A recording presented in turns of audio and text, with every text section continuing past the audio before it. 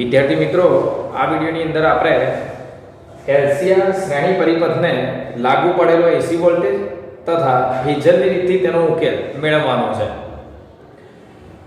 એટલે અહીંયા શું કહેવા માંગે છે, અહીંયા પરિપથની અંદર ત્રણ ઘટકો છે: ઇન્ડક્ટર, કેપેસિટર અને અવરોધ. ત્રણેય કેવા છે? શ્રેણીમાં. તથા તેને તમે એસી વોલ્ટેજ લાગુ પાડ્યો હોય તો એનો ઉકેલ ફેઝરની રીતથી મેળવો.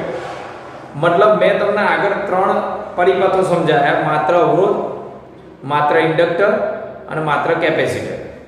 આ ત્રણેય પરિપથોની અંદર દરેકમાં અલગ અલગ ઘટકો હતા. આમાં ત્રણેય સાથે શ્રેણીમાં જોડેલા.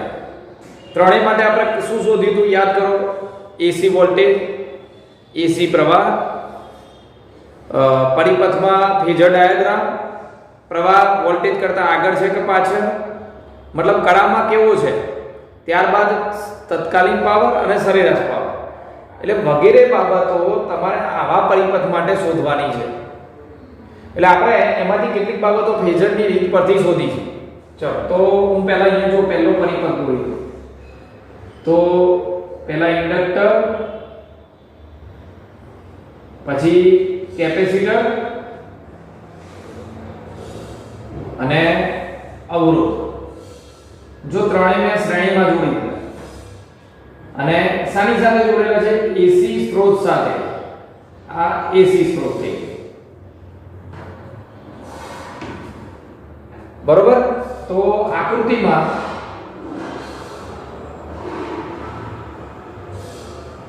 એસી સ્ત્રોતને એલસીઆર શ્રેણી પરિપથ સાથે જોડેલ દર્શાવ્યું છે. આ એસી સ્ત્રોત છે એને ઇન્ડક્ટર, કેપેસિટર, અવરોધ સાથે શ્રેણીમાં જોડેલો દર્શાવ્યો છે. હવે ધારો કે કોઈ t સમયે, સમજો તમે આની સાથે જોડી દીધો, કોઈ t સમયે કેપેસિટરની પ્લેટ પરનો વિદ્યુતભાર, કેપેસિટરની પ્લેટ પરનો વિદ્યુતભાર q હોય. કેપેસિટરની પ્લેટ પર કોઈ t સમયે અહીંયાથી વિદ્યુતભાર ધીમે ધીમે જમા થતો હોય તો t સમયે કેપેસિટરની પ્લેટ પરનો વિદ્યુતભાર q તથા પરિપથમાંથી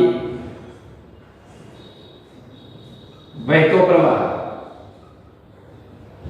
I હોય. તો કિર્ચોફના નિયમ પરથી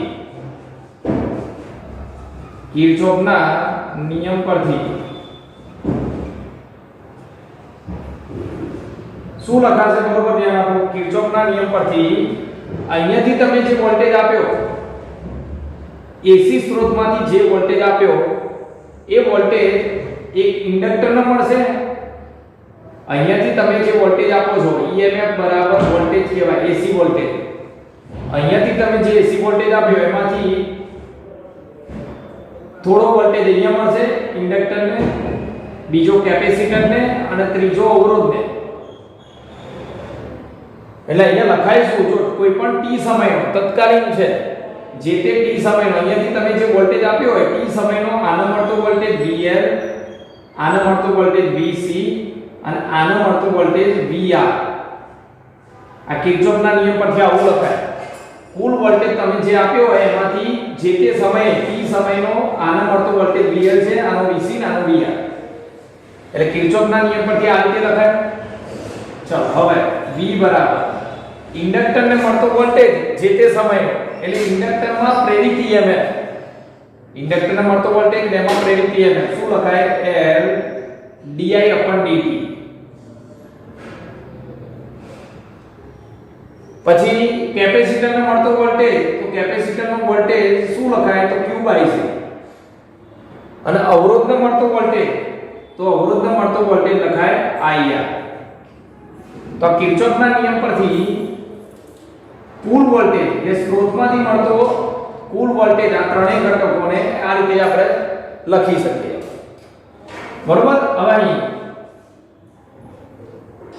અહીંયા જે એસી વોલ્ટેજ છે સ્ત્રોતમાંથી મળતો એસી વોલ્ટેજ અને પરિપથમાંથી વહેતો એસી પ્રવાહ, આ પરિપથમાંથી જે એસી પ્રવાહ પસાર થાય છે એ બંને વચ્ચેનો કળા તફાવત આપણે શોધવો છે. તો એ આપણે ફેઝરની રીતનો ઉપયોગ કરીને શોધી શકીએ. અહીં એસી પ્રવાહ I અને V વચ્ચેનો કળા તફાવત, કળા તફાવત એ ફેઝરની રીતનો ઉપયોગ કરીને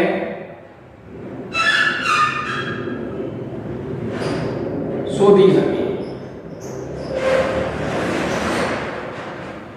તો જો અહીંયા સુધી ફરીથી એકવાર ચર્ચા કરી લઉં.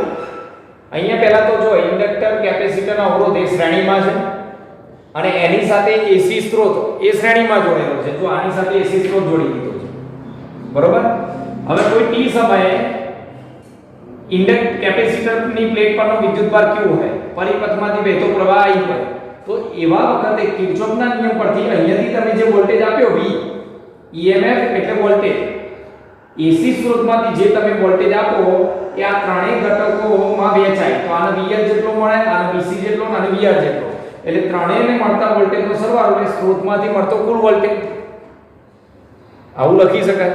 હવે જો ઇન્ડક્ટરને મળતો વોલ્ટેજ જે તે સમયનો એટલે એમાં પ્રેરિત EMF LdIdt, કેપેસિટરને મળતો વોલ્ટેજ તો Q/C અને અવરોધને મળતો વોલ્ટેજ IR. આ ત્રણેય સૂત્ર તમને વોલ્ટેજના ખબર છે, ઇન્ડક્ટર માટેનો, કેપેસિટર માટેનો, અવરોધ માટે. હવે અહીંયા પ્રવાહ અને વોલ્ટેજ વચ્ચેનો કળા તફાવત આપણે શોધવો છે કે પ્રવાહ અને વોલ્ટેજ વચ્ચે કેટલો કળા તફાવત હશે. તો એ આપણે ફેઝરની રીતથી શોધી શકીએ, બરોબર. ચલો તો જોઈએ. તો જો હવે ફેઝરની રીતનો ઉપયોગ કરીને, ફેઝરની રીત, બરોબર. હવે ધ્યાન આપજો. તમે આકૃતિમાં અહીં ઇન્ડક્ટર, કેપેસિટર ને અવરોધ આકૃતિમાં દર્શાવ્યા પ્રમાણે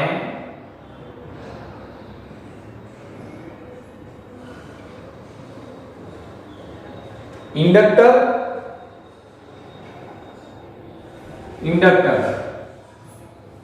કેપેસિટર અને અવરોધ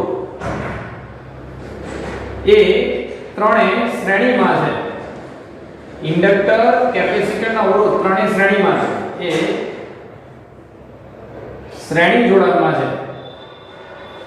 અને તેથી તમને ખબર છે કે શ્રેણીમાં જો ઘટકો જોડાયેલા હોય તો કોઈ પણ સમયે એમાંથી વહેતો જે પ્રવાહ છે, ત્રણેયમાંથી વહેતો પ્રવાહ એ સમાન હશે, બરોબર. પણ એસી પ્રવાહ છે એટલે એસી પ્રવાહમાં તમને ખબર છે એસી પ્રવાહ આ રીતે લખાય. અહીંયા કોઈ કળા તફાવત આવે તો જો અહીંયાથી વહેતો પ્રવાહ, ત્રણેયમાંથી વહેતો પ્રવાહ એક તો સમાન કંપ વિસ્તારવાળો હશે, મતલબ ત્રણેયમાંથી જે તે સમયે વહેતા પ્રવાહનું મહત્તમ મૂલ્ય અચળ હશે અને એની કળાનો તફાવત પણ સમાન હશે. એટલે ત્રણેયમાંથી, શ્રેણી જોડાણમાં ત્રણેયમાંથી વહેતો પ્રવાહ સમાન. એટલે જો આકૃતિમાં દર્શાવ્યા પ્રમાણે ઇન્ડક્ટર, કેપેસિટર અને અવરોધ એ શ્રેણીમાં છે. તેથી દરેક ઘટકમાંથી કોઈ પણ સમયે વહેતો પ્રવાહ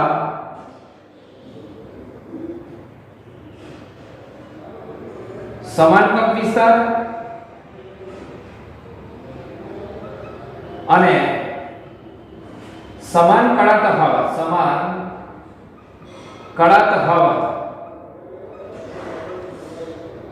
ધરાવતો હોય છે.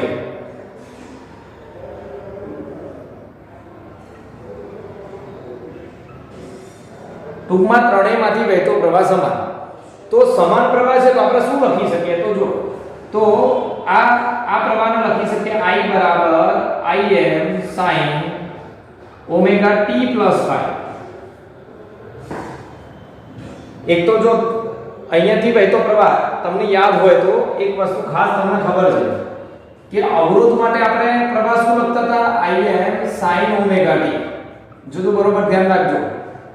એસી સ્ત્રોતમાંથી મળતો વોલ્ટેજ તો ફિક્સ જ હતો Vm sin omega t.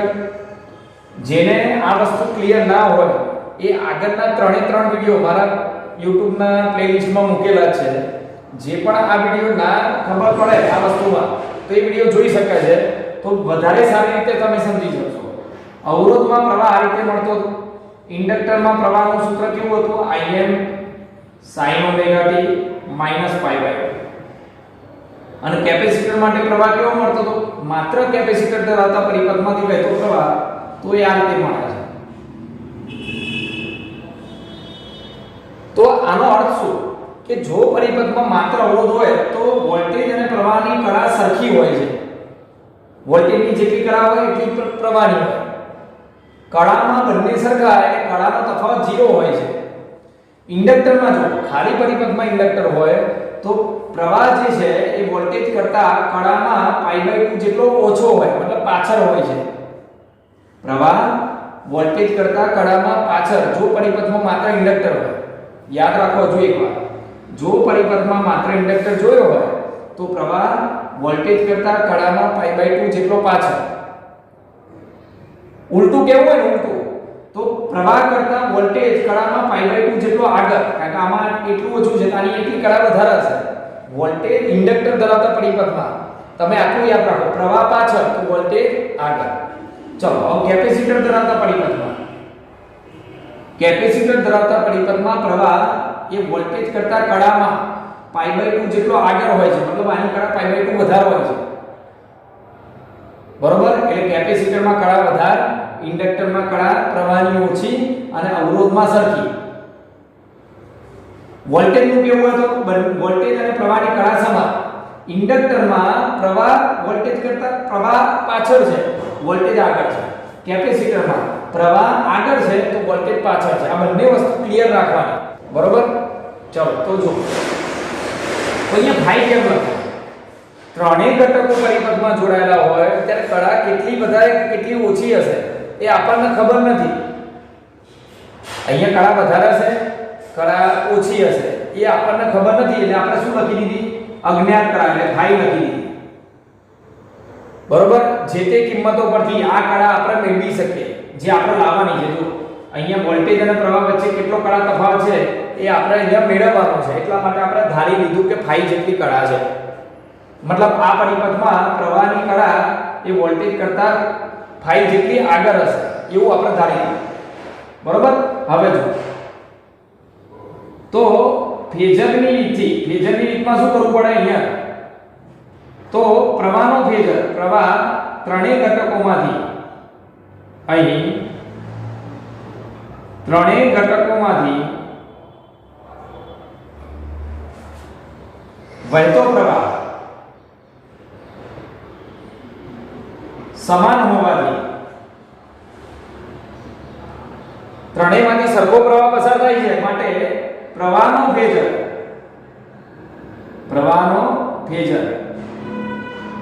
એટલે આપણે કેપિટલ I વડે દર્શાવીશું.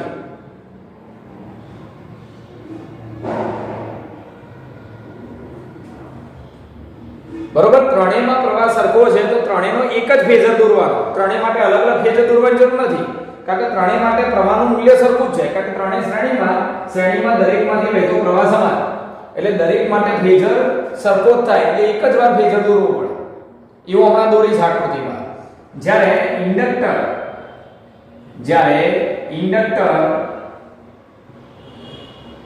કેપેસિટર અવરોધ, ઇન્ડક્ટર કેપેસિટર અવરોધ અને સ્ત્રોત ના વોલ્ટેજના ફેઝર, ત્રણેય આ ચારના ઇન્ડક્ટર કેપેસિટર અવરોધ અને સ્ત્રોતના વોલ્ટેજના ફેઝર એ અલગ અલગ છે. જો આનો વોલ્ટેજ VL છે, આનો VC છે, આનો VR છે, આનો V છે. આ V છે ને ત્રણેયનો ટોટલ છે. તો દરેકના ફેઝર શું લખીશું? તો ઇન્ડક્ટર માટે VL લખીશું, કેપેસિટર માટે VC લખીશું, અવરોધ માટે VR લખીશું અને સ્ત્રોત માટે V લખીશું.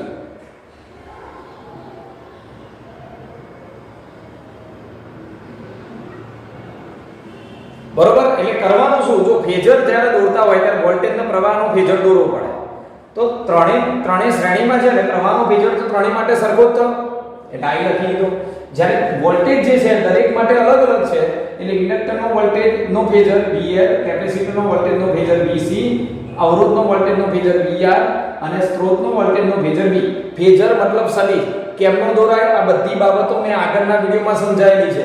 તમે જો આગળના વિડિયો તમને ખબર નહીં હોય, તમે જોયા નહીં હોય, કાં તો આગળની બાબતો નહીં સમજ્યા હોય, તો આ ટોપિકમાં તમને ખબર નહીં પડે. એટલે હું ફરીથી એકવાર તમને કહું છું, જો આ ટોપિક પહેલી વાર જોતા હોય તો આગળના મારા જે વિડિયો છે એ બરોબર જોઈ લેજો, તમને સારી રીતે ખબર પડી જશે. ચલો હવે ફેઝર ડાયાગ્રામ. હવે આ બાબત છે ફેઝર ડાયાગ્રામમાં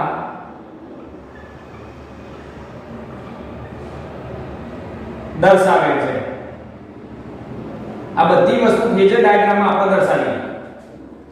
બરોબર, ચલો તો ફેઝર ડાયાગ્રામમાં કેવી રીતે દર્શાવવાની ધ્યાનથી જોજો. પહેલા હું શું દોરીશ, પ્રવાહનો ફેઝર I. પ્રવાહનો ફેઝર I દર્શાવવાનો અને દોરવાનો કેટલા ખૂણે જુઓ તો આ પ્રવાહનો ફેઝર મેં દોરી દીધો. આ પ્રવાહનો ફેઝર I કેટલા ખૂણે દોરવાનો, તો ખૂણો કેટલો છે, તો કળા કેટલી છે, ઓમેગા t પ્લસ phi. પ્રવાહનો ફેઝર એ ઓમેગા t પ્લસ phi ખૂણે દોરી દો. ઉગમ બિંદુથી x અક્ષ સાથે આટલા ખૂણે તમે પ્રવાહનો ફેઝર દોરો. હવે બાકીના ઘટકો ત્રણેય માટે પ્રવાહનો ફેઝર દોરાઈ ગયો. એટલે પ્રવાહનો ફેઝર અવરોધ માટે પણ આ થાય, ઇન્ડક્ટર માટે આ થાય, કેપેસિટર માટે આ થાય. કેમ? કારણ કે ત્રણેય માટે પ્રવાહ સરખો છે. એમ દરેક માટે કળા આટલી જ હશે, કંપવિસ્તાર પણ આટલો જ હશે. કંપવિસ્તાર મતલબ એની લંબાઈ, મૂલ્ય, મહત્તમ મૂલ્ય. એટલે પ્રવાહનો ફેઝર દોરાઈ ગયો. ત્રણેય માટે વોલ્ટેજનો ફેઝર દોરવાનો. જો આ દોરાઈ ગયો, હવે તમારે આ દોરવાનો છે, આ ત્રણેય. પછી આને આપણે દોરીશું. તો પહેલા અવરોધનો ફેઝર, અવરોધ માટે વોલ્ટેજનો ફેઝર. તો તમને યાદ છે અવરોધની કળા અને પ્રવાહની કળા સરખી જ હોય. અવરોધના વોલ્ટેજ અને પ્રવાહ બંને સમાન કળામાં હોય માટે અવરોધનો જે ફેઝર છે VR એ I ને સમાંતર હોય. આ વોલ્ટેજ માટે, અવરોધ માટે વોલ્ટેજનો ફેઝર એટલે અહીંયા લખાય છે VR એ I ને સમાંતર. કેમ સમાંતર હોય? કારણ કે બંને વચ્ચે કોઈ કળાનો તફાવત ના હોય, બંને વચ્ચે કળા સરખી જ હોય. તો વોલ્ટેજની કળા પણ આટલી થઈ, પ્રવાહની કળા એટલે બંને સમાન કળામાં હોય, જે આપણે હમણાં જ આગળ મેં બતાવ્યું. બરોબર, ચાલો આગળ. પછી હવે બરોબર સમજો. ઇન્ડક્ટર માટે L માટે શું હતું, I એ V કરતા, યાદ કરો ઇન્ડક્ટર ધરાવતો પરિપથ હોય એમાં પ્રવાહ વોલ્ટેજ કરતા π/2 જેટલો પાછળ હોય. પ્રવાહના સૂત્રમાં અહીંયા -π/2 આવતું તો પાછળ તમને ખબર હોય તો ઇન્ડક્ટર ધરાવતા પરિપથમાં પ્રવાહ વોલ્ટેજ કરતા પાછળ. તો વોલ્ટેજ કેવો હોય, પ્રવાહ કરતા. પ્રવાહ પાછળ છે તો વોલ્ટેજ આગળ થાય. કેટલો આગળ થાય, π/2 જેટલો. V એ ઊંધું લખીએ, V એ I કરતા π/2 જેટલો આગળ, આવું લખાય. બરોબર, એટલે જો ઇન્ડક્ટરનો વોલ્ટેજનો ફેઝર એ I કરતા π/2 જેટલો આગળ થાય.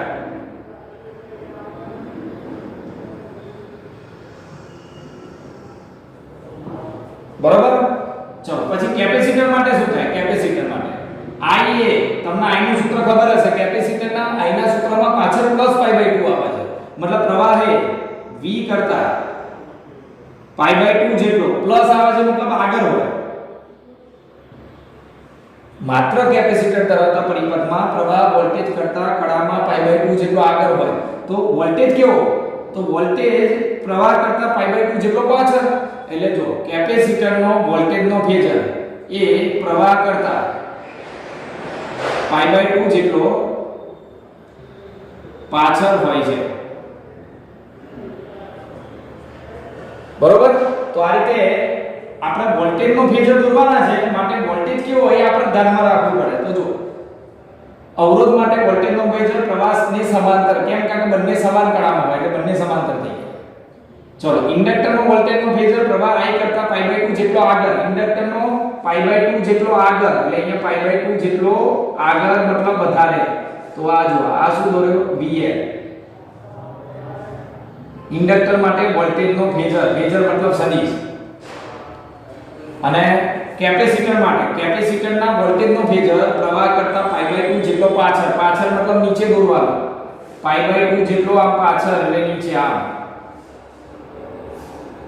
આ રીતે આ VC. તો જો ત્રણેય ઘટકો માટે એક તો પ્રવાહનો ફેઝર દોરી દીધો, ત્રણેય માટે પ્રવાહ સરખો એટલે એક જ ફેઝર દોરવાનો. કેટલા ખૂણે દોરવાનો? ωt + ϕ. કળા બધાની સરખી બધા માટે. હવે અવરોધ ત્રણેય ઘટકો માટે વોલ્ટેજના ફેઝર કેમ ના દોરવાના? તો અવરોધનો વોલ્ટેજનો ફેઝર પ્રવાહને સમાંતર, ઇન્ડક્ટર માટેનો વોલ્ટેજનો ફેઝર પ્રવાહ કરતા આગળ, વોલ્ટેજ પ્રવાહ કરતા આગળ એટલે π/2 જેટલો આગળ બતાવવાનો, અને કેપેસિટરનો વોલ્ટેજનો ફેઝર પ્રવાહ કરતા π/2 જેટલો પાછળ બતાવવાનો. બરોબર? હવે સમજો. આટલું કર્યા પછી આગળ આ ત્રણેય આ ફેઝર, આ દરેક ફેઝરના મૂલ્ય, ફેઝરના મૂલ્ય અથવા તો કંપવિસ્તાર. તો જો આ ઇન્ડક્ટરનો જે ફેઝર છે ને, પહેલા અવરોધ માટે લઈ લો. અવરોધના ફેઝરનું માન મૂલ્ય તો Vrm, મહત્તમ મૂલ્ય. અવરોધના ફેઝરનું મહત્તમ મૂલ્ય શું લખાય? અવરોધના ફેઝરનું મહત્તમ મૂલ્ય તો Vrm બરાબર Im × R. વોલ્ટેજનું મહત્તમ મૂલ્ય બરાબર પ્રવાહનું મહત્તમ મૂલ્ય * અવરોધ. ચલો ઇન્ડક્ટર માટે શું લખાય? ઇન્ડક્ટર VLm, ઇન્ડક્ટરના ફેઝરનું મહત્તમ મૂલ્ય, આનું ફેઝર મતલબ સદિશ, એનું મહત્તમ મૂલ્ય શું લખાય? તો મહત્તમ પ્રવાહ અવરોધ કોનો લખવાનો? ઇન્ડક્ટરનો. શું લખતા હતા? XL, ઇન્ડક્ટિવ રિએક્ટન્સ, ઇન્ડક્ટરનો અવરોધ. અને કેપેસિટરના ફેઝરનું મહત્તમ મૂલ્ય તો Im * કેપેસિટરનું અવરોધનું મહત્તમ, કેપેસિટરનો અવરોધ મતલબ કેપેસિટિવ રિએક્ટન્સ. એટલે શું કર્યું? આપણે દરેકના ફેઝર બતાવી દીધા આકૃતિમાં, પછી દરેકના ફેઝરનું મહત્તમ મૂલ્ય બતાવી દીધું. હવે સમજો, તમારે આ પરિપથનું પરિણામી વોલ્ટેજ લખવું હોય ને, પરિપથનો પરિણામી વોલ્ટેજ, પરિપથનો પરિણામી વોલ્ટેજ લખવો હોય, એક કામ કરો, આ દરેક ફેઝર છે ને, ફેઝર એ સદિશ છે, એટલે દરેક ફેઝરને હું સદિશ સ્વરૂપે દર્શાવીશ. કારણ કે બુકમાં ઘાટી નિશાની કરેલી છે, હું અહીંયા આ જે નિશાની છે ઘાટી તમને દેખાશે નહીં, એટલે હું છે ને અહીંયા સદિશ કરી દઉં છું. બુકની અંદર આ જે બધા ફેઝર છે એને ઘાટી નિશાની વડે દર્શાવ્યા છે.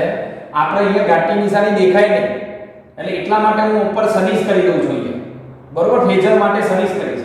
એટલે જો આ સદિશ કરતો ઘાટી નિશાની કરીશું તો દેખાશે નહીં. બરોબર? અને આ શું છે? બધાના મૂલ્ય છે, એટલે એમાં સદિશ કરવાની જરૂર નથી. અવરોધના વોલ્ટેજનું મહત્તમ મૂલ્ય એટલે કે એનો કંપવિસ્તાર તો V બરાબર IR, એટલે અવરોધનો R લખવાનો. ઇન્ડક્ટર માટે વોલ્ટેજનું મહત્તમ મૂલ્ય એટલે મહત્તમ પ્રવાહ * XL, મતલબ ઇન્ડક્ટરનો ઇન્ડક્ટિવ રિએક્ટન્સ, ઇન્ડક્ટરનો અવરોધ.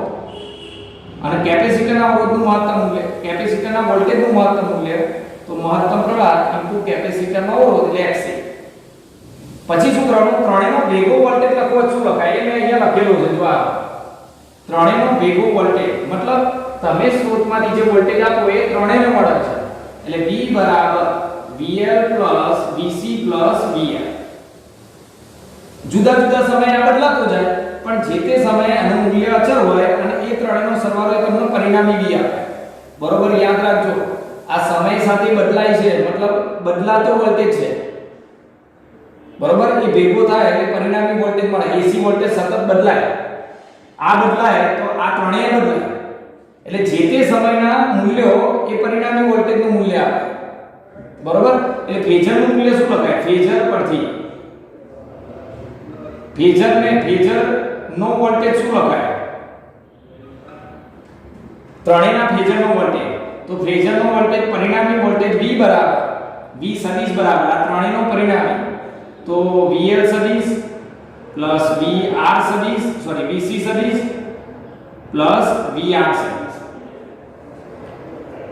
પરિપથનો વોલ્ટેજ તમે એસી વોલ્ટેજ લખો તો V બરાબર VL VC VR અને ફેઝરની રીતે વોલ્ટેજ લખો તો V બરાબર VL VC VR એટલે આ સદિશ સ્વરૂપે ટૂંકમાં ત્રણેયના ફેઝરનો સરવાળો સદિશોનો સરવાળો એટલે પરિણામી મૂલ્ય વોલ્ટેજનું આપે આપણને આ ત્રણેયનો પરિણામી વોલ્ટેજ કેટલો હશે ચલો હવે આગળ શું કરવાનું છે ધ્યાન આપો હવે આ ફેઝર ડાયાગ્રામને કેવી રીતે દોરી શકાય તો પહેલા હું આ એમનો એમ જ દોરી દઉં છું આ અવરોધનો વોલ્ટેજ છે VR અને પ્રવાહ પણ આ દિશામાં છે એટલે પ્રવાહ હવે ધ્યાન આપજો બરોબર અમારા આ સદિશને સંયોજિત સ્વરૂપે દર્શાવવો હોય કારણ કે આ બંને એક જ રેખા પર છે અને પરસ્પર વિરુદ્ધ છે તો બંને ભેગા લખવા હોય તો કેમ ના લખી શકીએ આપણે જો અહીંયા સદિશ કરી દઉં છું એટલે તમને ખ્યાલ આવે બંને સદિશો વિરુદ્ધ દિશા એક જ રેખા પર પરસ્પર વિરુદ્ધ છે તો એનો મતલબ કે આ વધારે હશે અને આ ઓછો હશે ધારો કે આ 10 હોય આ 5 હોય તો પરિણામી મૂલ્ય કેટલું થાય 5 જેટલું અને કઈ દિશામાં આવે વધારે હોય એ બાજુ તમને ખબર છે કે કોઈ વસ્તુ અહીંયા પડી હોય આ બાજુ 10 ન્યૂટનનું બળ લગાડો આ બાજુ 5 ન્યૂટનનું બળ લગાડો તો પરિણામી બળ કેટલું લાગે 10 માંથી 5 બાદ થાય એટલે પરિણામી બળ આ તરફ હોય એ કેટલું હોય તો જો એને લખાય આ રીતે ધ્યાનથી દીધું આ પ્રમાણે આ પરિણામી એનો ફેઝર થયો તમારો આ લખાય VC VL કેમ VC VL કર્યો આ મોટામાં આ નાનો અંદર ઉમેર દો સદિશ સરવાળો છે આ દિશા સાથે લખવું હોય તો માઈનસ લખાય આ આનાથી ઓપોઝિટ સાઈડ છે એટલે આમાંથી આ માઈનસ થાય પણ અત્યારે સદિશ સ્વરૂપે સરવાળો કર્યો છે જ્યારે આપણે દિશા અંદર મૂલ્ય લખીશું એમાં માઈનસ લખીશું દિશા માટે અત્યારે સદિશ સ્વરૂપે જ્યારે સરવાળો કરો બરોબર ચલો તો આનો પરિણામી ફેઝર ક્યાં આવે જો આ VR થયો આ VC VL થયો તો V ક્યાં આવે તો V છે ને એ બંનેની અહીંયા વચ્ચે આવે સમાંતર બાજુ ચતુષ્કોણનો નિયમ સમાંતર બાજુ ચતુષ્કોણના નિયમ પરથી આ અહીંયા આવે આ રીતે આ તમારો કયો ફેઝર થઈ ગયો V પરિણામી ફેઝર આ બંનેની વચ્ચે આવે એટલે આ લખાય V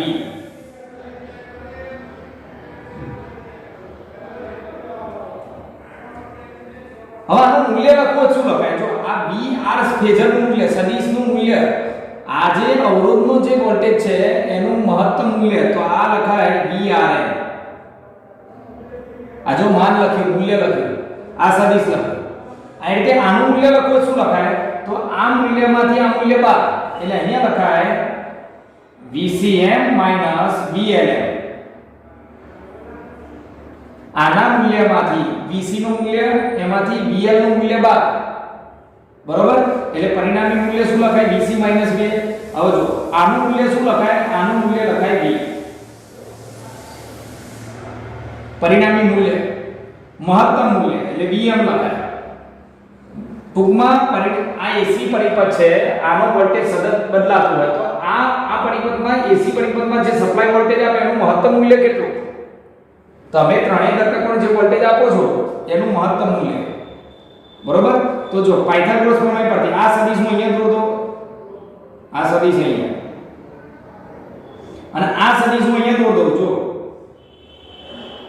આ સમાંતર બાજુ ચતુષ્કોણ બને તો આ મૂલ્ય છે ને એ આ જ કહેવાય આ VCM VLM અને આ સદિશ આ થાય હવે અહીંયા કળા તફાવત કેટલો તો પ્રવાહ અને વોલ્ટેજ વચ્ચેનો કળાનો તફાવત phi છે તો આ રહે વોલ્ટેજનો કળા કેટલી હતી Vm વોલ્ટેજ માટે કળા Vm sin ઓમેગા t અને પ્રવાહ માટે કળા phi જેટલી વધારે છે એટલે કળાનો તફાવત phi એટલે પ્રવાહ અને વોલ્ટેજ વચ્ચેનો કળા તફાવત phi લખાય બરોબર તો આ રીતે આને તમે આ રીતે દર્શાવી શકો અને આના પરથી હવે કળાનો તફાવત આ કળા તફાવત કેવી રીતે શોધાય એ આપણે સરળતાથી મળી જશે જો ફરીથી એકવાર યાદ કરો ફેઝરની રીતથી તમારે પ્રવાહ AC પરિપથમાં પ્રવાહ અને વોલ્ટેજ વચ્ચેની કળાનો તફાવત શોધવો છે તમે શું કરશો તો પહેલા એક કામ આ ત્રણેય શ્રેણીમાં છે એટલે ત્રણેય માટે પ્રવાહ સરખો થાય, કળામાંય સરખો અને કંપનવિસ્તારમાંય સરખો, ત્રણેય માટે કોઈ પણ સમય લઈને. તો જોઈએ શું લખાય, I બરાબર Im sin omega t plus phi. phi એટલે ત્રણેયમાં કળા કેટલી છે, પ્રવાહ કેટલી કળાનો તફાવત છે વોલ્ટેજ વચ્ચેનો એ આપણને ખબર નથી, જે શોધવાનો છે. એટલે આપણે એને ધારી લીધો phi. એ 30 પણ હોઈ શકે, 60 પણ હોઈ શકે અને 90 પણ હોઈ શકે. એટલે આપણે phi ધારી લીધો. ચલો પ્રવાહ અંદર છે લીધો. હવે પ્રવાહનો ફેઝર શું લખાય? AC પ્રવાહનો ફેઝર I વડે દર્શાવે. તો ઇન્ડક્ટર, અવરોધ અને કેપેસિટર બધા માટે પ્રવાહનો ફેઝર I જ દોરવાનો, ત્રણેય માટે કોમન. દરેક માટે કળા આટલો જ થાય. આ પ્રવાહના ફેઝરની કળા આટલી છે. પણ વોલ્ટેજ જે છે ને ત્રણેય માટે જુદો જુદો છે. તો જો ઇન્ડક્ટરનો વોલ્ટેજ VL, કેપેસિટરનો VC, અવરોધનો VR અને સ્ત્રોતનો વોલ્ટેજ V. બધાનો ટોટલ. હવે આકૃતિમાં તમે બતાવો તો કેમનો બતાવવાનો? પહેલો પ્રવાહનો બતાવી દો, કારણ કે બધાનો કોમન છે. એટલે ત્રણેય માટે પ્રવાહનો ફેઝર કોમન. કેટલા ખૂણે દોરવાનો? Omega t + phi. ફેઝર મતલબ સદિશ. કેટલા ખૂણે દોરવાનો? જો પ્રવાહનો ફેઝર એ ઓમેગા t + phi ખૂણે દોરતી.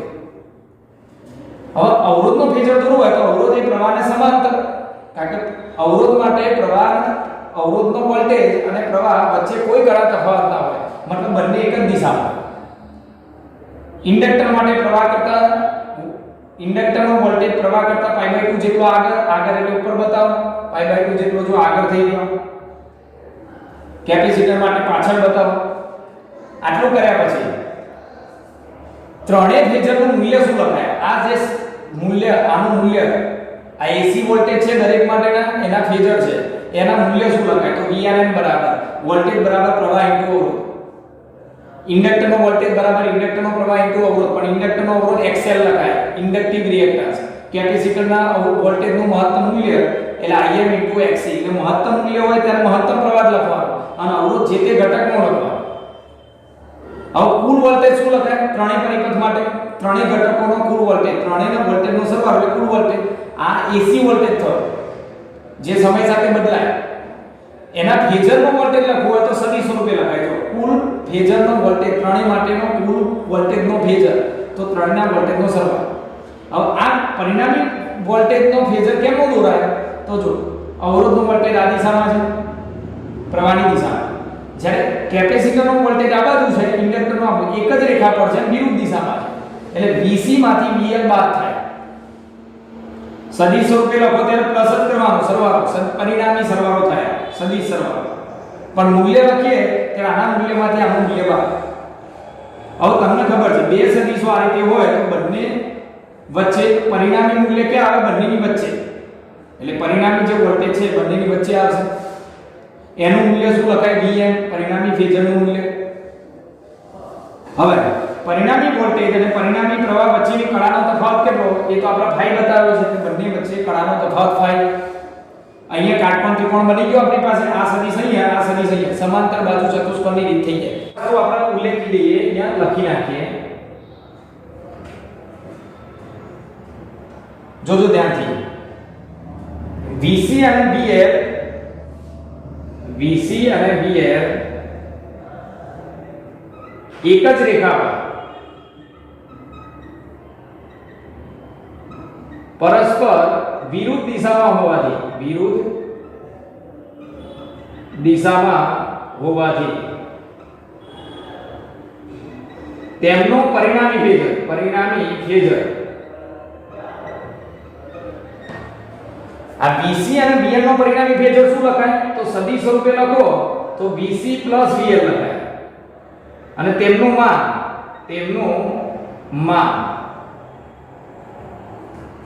જો આ બંનેના પરિણામી ફેઝરનું માન લખીએ તો એ શું લખાય? VCM minus VLM. કેમ બાદબાકી કરી?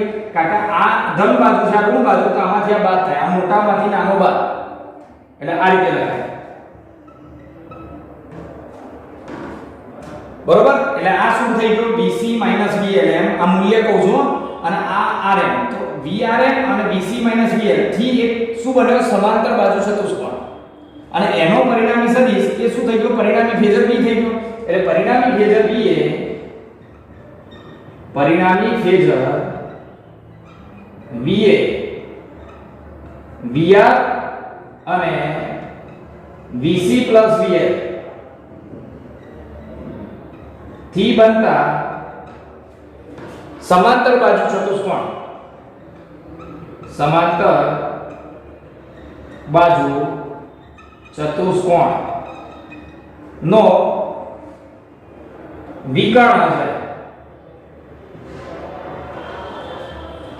જો આ VR અને આ BC પ્લસ VL એનો વિકર્ણ થઈ ગયો, એનાથી જે સમાંતર બાજુ ચતુષ્કોણ બન્યો ને એ પરિણામી ફેઝર V આવી ગયો અને તેનું મૂલ્ય, તેનું માન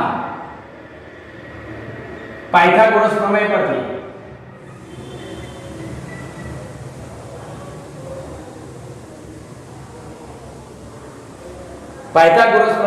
કેમનું શોધાય? જો તો આ કાટકોણ ત્રિકોણમાં આ કર્ણ થયો એટલે Vm2 કર્ણનો વર્ગ, બરોબર યાદ રાખજો, આ કાટકોણ ત્રિકોણમાં કર્ણનો વર્ગ, મૂલ્યનો વર્ગ લખવાનો, સદિશનો નહીં. તો Vm નો વર્ગ કર્ણનો વર્ગ એ બે બાજુના વર્ગના સરવાળા જેટલો, એટલે Vrm નો વર્ગ વત્તા Vcm માઈનસ Vlm નો વર્ગ. જો પરિણામી સદિશનો માન એટલે પરિણામી ફેઝર છે એનું મૂલ્ય Vm નો વર્ગ કર્ણનો વર્ગ એ બે બાજુના વર્ગના સરવાળા જેટલો, આના પરથી તમે શોધી શકો. હવે જો દરેકમાં અહીંયા Vrm, Vcm, Vlm ની કિંમત મૂકી દો. અહીં જ્યાં અહીં Vrm, Vcm અને Vlm દરેકના ફેઝરનું મહત્તમ મૂલ્ય ની કિંમતો મૂકતા એટલે અહીંયા તમે એની કિંમતો મૂકી દો. ચલો તો Vm2 બરાબર, ધ્યાનથી જોજો, એ Vrm નો વર્ગ આ રહ્યો છો Im * r, Im2 * r2. પછી અહીંયા Vcm અને Vlm તો Imxc, Imxl, જો આ Imxl, Imxc, c નું મૂલ્ય, Vlm નું મૂલ્ય અને પછી એનો વર્ગ. આમાંથી કોમન શું નીકળે? જો આ પદમાંથી Vm2 બરાબર Im2 કોમન, તો અહીંયા r2 અને કૌંસમાં શું વધ્યું? જો અહીંયા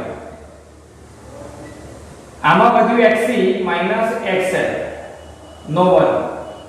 બરોબર ધ્યાન રાખો. જો Im નો વર્ગ, Im નો વર્ગ, Im નો વર્ગ કોમન, તો આ r2 અહીંયા xc માઈનસ xl નો વર્ગ આવું વધ્યું. તો Im2 બરાબર કેવું સૂત્ર બને?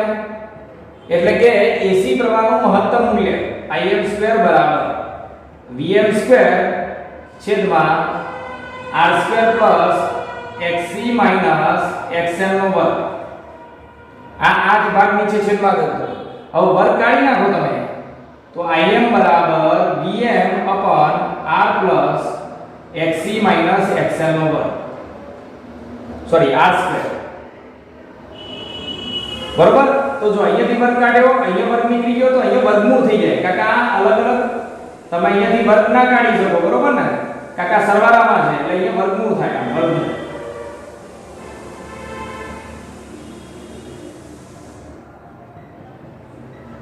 તો આ AC પરિપથમાં જે પ્રવાહ વહેતો હોય ત્રણેયમાંથી, એ પ્રવાહનું મહત્તમ મૂલ્ય તમે આ સૂત્ર પરથી શોધી શકો.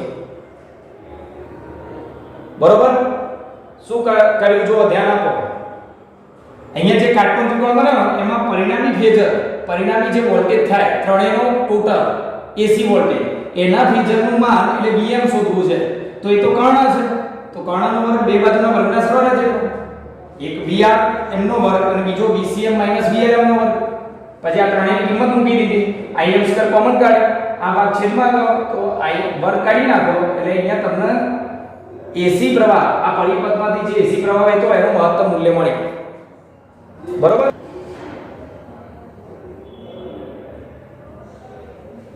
તો આ નીચેનો ભાગ શું હશે? તો આ મહત્તમ પ્રવાહ, આ મહત્તમ વોલ્ટેજ, તો આ અવરોધ હશે. કોનો અવરોધ હશે? તો પરિપથમાં ત્રણ ઘટકો છે, તો ત્રણેયનો અસરકારક અવરોધ.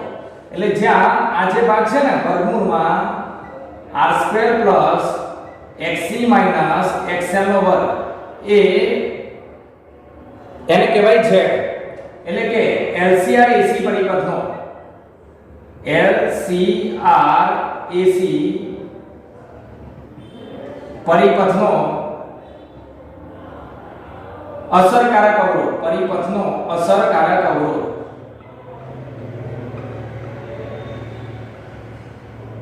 અસરકારક અવરોધ. સમજો બરોબર?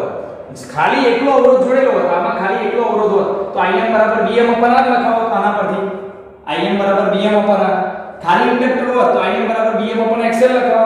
ખાલી કેપેસિટર હોત તો Im બરાબર Bm upon XC લખાવો. તો નીચેના ભાગમાં અવરોધ જ આવે.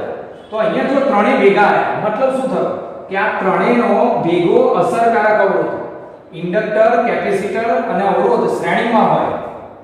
બરોબર? AC શ્રેણી પરિપથનો આ શ્રેણીમાં છે, શ્રેણી પરિપથનો અસરકારક અવરોધ. અને આને કહેવાય ઇમ્પિડન્સ. યાદ રાખજો, આને કહેવાય ઇમ્પિડન્સ. ટૂંકમાં આને ઇમ્પિડન્સ કહેવાય Z. અને માટે હવે આપણું સૂત્ર શું બન્યું? Im બરાબર Bm upon Z. એટલે તમારે Z આવ્યો એનો મતલબ શું સમજવાનું? તો આ LCR ઇન્ડક્ટર, કેપેસિટર ને અવરોધ ત્રણેય શ્રેણીમાં હોય ત્યારે પરિપથનો અસરકારક અવરોધ છે, ઇમ્પિડન્સ છે. અને એ કેટલો થાય? √R² + XC - XL નો વર્ગ. આ ત્રણેય હોય તેના અવરોધ આ રીતે લખાય. એટલે જો મહત્તમ પ્રવાહ આ પરિપથમાંથી જે AC પ્રવાહ પસાર થાય એનું મહત્તમ મૂલ્ય એટલે મહત્તમ વોલ્ટેજ ભાગ્યા ત્રણેયનો અસરકારક અવરોધ, જેને કહેવાય ઇમ્પિડન્સ. આની જગ્યાએ તમે આ લખી શકો. ક્લિયર? હવે આગળ જોઈએ. હવે કડા તફાવત શોધવો તો કેમનો શોધાય? કડા તફાવત શોધવા માટે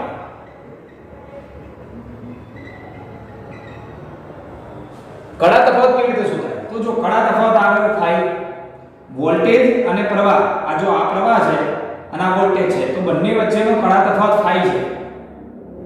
તો એ કેમનો શોધાય? તો tan phi બરાબર કડા તફાવત tan phi બરાબર પ્રવાહ અને વોલ્ટેજ વચ્ચેનો કડા તફાવત થાય છે તો tan phi બરાબર સામેની બાજુ ભાગ્યા પાછળની બાજુ. તો સામેની બાજુ શું છે? VCM - VLM. tan phi બરાબર આ કાટકોણ ત્રિકોણમાં સામેની બાજુ VCM - VLM ભાગ્યા પાછળની બાજુ VRM. તો આ તમારો LCR પરિપથનો કડા તફાવત હોય. આના પરથી આ બધા મૂલ્યો તમને ખબર હોય તો તમે કડા તફાવત લાવી શકો. હવે બીજી આગળ જોઈએ. હવે VCM ની જગ્યાએ શું લખાય? તો જો VCM બરાબર Im * XC. VLM બરાબર શું લખાય? Im * XL. આ એક આ રીતે કડા તફાવત શોધાય. આ કિંમતો આપી હોય તો, પણ બીજી કઈ રીતે કડા તફાવત શોધાય? તો આ બધાની કિંમતો મૂકી દઈએ. જો Im * XC અહીંયા, Im * XL અને નીચે Im * R. હવે અહીંયાથી Im કોમન નીકળે તો ઉપર નીચે Im ઉડી જાય. તો tan phi બરાબર શું આવ્યું? XC - XL upon R. જો પરિપથની અંદર રકમમાં તમને ત્રણેયના અવરોધ આપ્યા હોય, કેપેસિટિવ રિએક્ટન્સ, ઇન્ડક્ટિવ રિએક્ટન્સ અને અવરોધ, મતલબ ત્રણેયના અવરોધો આપ્યા હોય તો તમે કડા તફાવત લાવી શકો. phi = tan ઇન્વર્સ આવું સૂત્ર બને. tan આ બદલાવો તો XC - XL upon R. બરોબર? જે LCR આ ત્રણેય પરિપથમાં જોડાયેલા હોય. AC શ્રેણી પરિપથ, LCR AC શ્રેણી પરિપથમાં AC પ્રવાહ I અને AC વોલ્ટેજ V વચ્ચેનો કડા તફાવત છે. એટલે કે આ ત્રણેયના મૂલ્ય મૂકો. ધારો કે તમારી આ કિંમત 45 આવી તો એવું કહેવાય કે પ્રવાહ વોલ્ટેજ કરતા 45 જેટલો આગળ કે પાછળ હશે એનો આધાર જે તે પરિપથ પર હોય. એવું તમને સમજાય છે. ધારો કે આ ખૂણો 45 આવે તો તમે એવું કહી શકો પ્રવાહ વોલ્ટેજ કરતા 45 જેટલો આગળ હશે, π/4 જેટલો આગળ હશે. પાછળ ક્યારે હોય એ પણ આગળ જોઈશું આપણે. બરોબર? તો કડા તફાવત આ રીતે શોધાય. તો એકવાર તમારો કાટકોણ ત્રિકોણ બની જાય ને આટલા સુધી, પછી શું કરવાનું? કડા તફાવત જો પહેલા પરિણામી ફેઝરનું મૂલ્ય શોધવું હોય તો કર્ણનો વર્ગ બે બાજુના વર્ગના સરવાળો છે. પણ દરેકમાં કિંમત મૂકી દો. Im² કોમન કાઢો, આ છેદમાં લઈ લો. Im ને કરતા બાર એટલે પરિણામી પ્રવાહનું મૂલ્ય મળી જાય. મહત્તમ મૂલ્ય કમ વિસ્તાર મળી જાય. AC પ્રવાહનું આને કહેવાય, અહીંયા હું લખી દઉં, આ બાકી રહી ગયું છે. AC પ્રવાહનો કંપ વિસ્તાર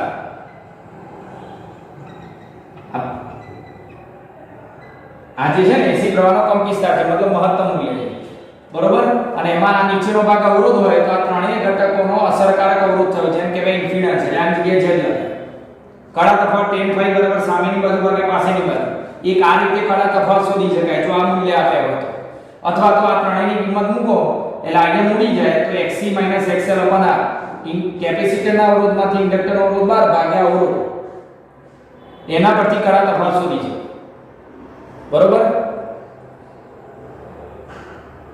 હવે આનો પરિપથ કેમનું દોરાય તો જો અહીંયા આ સામેની બાજુ થાય આ પાછળની બાજુ થાય ખૂણો બરાબર એટલે હું અહીંયા R દોરી શકું આ થાય તમારો XC XL તો આ પરિણામી સદિશ જે થાય એ Z અને આ લખાય phi જો બધી વસ્તુ આમાંથી મળશે tan phi બરાબર કડા તફાવત tan phi બરાબર સામેની બાજુ જો તો XC XL થઈ ગયું પાછળની બાજુ R થઈ ગઈ એટલે આને કહેવાય ઇમ્પિડન્સ ડાયાગ્રામ ઇમ્પિડન્સ માટેનો ડાયાગ્રામ થયો એ ઇમ્પિડન્સ ડાયાગ્રામ છે ઇમ્પિડન્સ પરથી તમારા ડાયાગ્રામ પરથી કડા તફાવત શોધવો તો એ શોધી શકો tan phi બરાબર ઇન્ડક્ટર અને કેપેસિટરના અવરોધની બાદબાકી ભાગ્યા અવરોધ tan phi બરાબર સામેની બાજુ ભાગ્યા પાછળની બાજુ ડાઈ તમારે ઇમ્પિડન્સ લાવવો હોય પરિપથનો પરિણામી અવરોધ લાવવો હોય પરિણામી અવરોધ કર્ણ બરાબર વર્ગમૂળમાં બે બાજુના વર્ગનો સરવાળો એટલે r² કૌંસમાં XC XL નો વર્ગ બરોબર એટલે તમે કડા તફાવત એના પરથી શોધી શકો અને પરિપથનો સમતુલ્ય અવરોધ પણ લઈ શકો એટલે આ જે ડાયાગ્રામ થયો એ કેવો ડાયાગ્રામ ઇમ્પિડન્સ ડાયાગ્રામ ઇમ્પિડન્સ એટલે LCR પરિપથના ત્રણેય ઘટકોનો પરિણામી અવરોધનો ડાયાગ્રામ પરિણામી અવરોધ એટલે ઇમ્પિડન્સ તો આ લખેલું છે બરોબર તો આ રીતે આ પ્રશ્ન આપણે સોલ્વ કરી શકીએ આના જુદા જુદા કિસ્સાઓ છે હું અલગ વિડિયોમાં તમને બતાવીશ તો અહીંયા આપણો વિડિયો પૂરો કરીએ છીએ જય સ્વામિનારાયણ જય શ્રી કૃષ્ણ જય હિન્દ